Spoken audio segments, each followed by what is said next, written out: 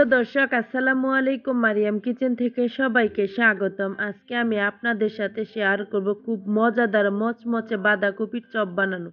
চলুন দেখে নিই পুরো প্রস্তুত প্রণালী। এখানে 2 কাপ বাঁধাকপি কুচি করে নিয়েছি। এর মধ্যে পরিমাণ মতো লবণ দিয়ে দেব। লবণ দিয়ে বাঁধাকপি ভালো করে মাখিয়ে নেব যেন এটা নরম হয়ে যায়। এর মধ্যে থেকে পানি বের হলে পানি ছাড়িয়ে নিতে হবে। আমি ভালো করে ঝরিয়ে নিয়েছি, এর মধ্যে কোনো রকমের পানি বের হয়নি।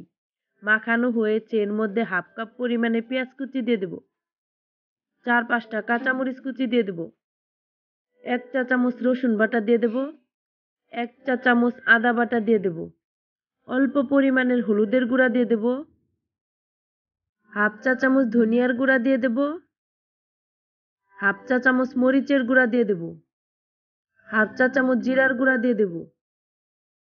এখন সবকিছু একসাথে ভালো করে মিশিয়ে নেব।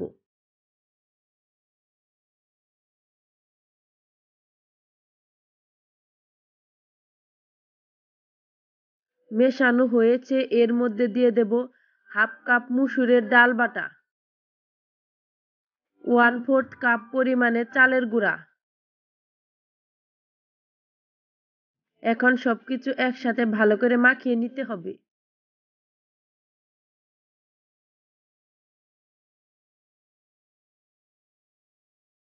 লবণটা বুঝে এর মধ্যে একটু পরিমাণে লবণ দিয়ে দিতে হবে।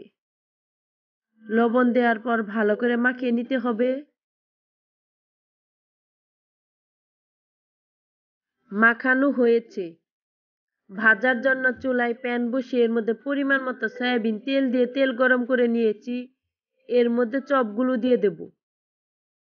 এইরকম করে লম্বা করে তারপরে দিয়ে দিতে হবে।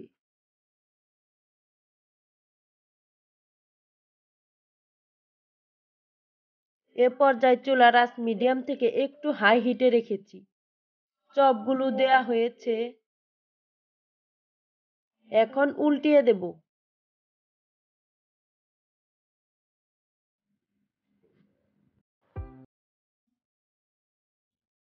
উল্টানো হয়েছে।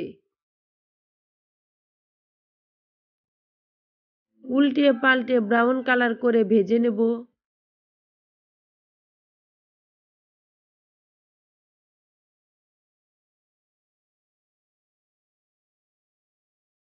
ব্রাউন কালার করে ভেজে নিয়েছি। এখন চুলার থেকে চপগুলো নামিয়ে নেব। এর মধ্যে বাকি চপগুলো ভেজে নেব। পরিবেশন করে দেখিয়ে দিচ্ছি এই চপগুলো দেখতে মাশাআল্লাহ কতটা লোভনীয় হয়েছে। খেতেও কিন্তু অনেক মজার হয়েছে। একবার হলেও এরকম করে চপ বানিয়ে আপনারা খেয়ে দেখবেন, খেতে খুবই ভালো লাগে। রেসিপিটি ভালো লাগলে লাইক দিবেন, কমেন্ট করে জানাবেন, সাবস্ক্রাইব করে পাশে থাকবেন। আজকে বিদায় নিচ্ছি, দেখা হবে পরবর্তী ভিডিওতে। খুদা হাফেজ।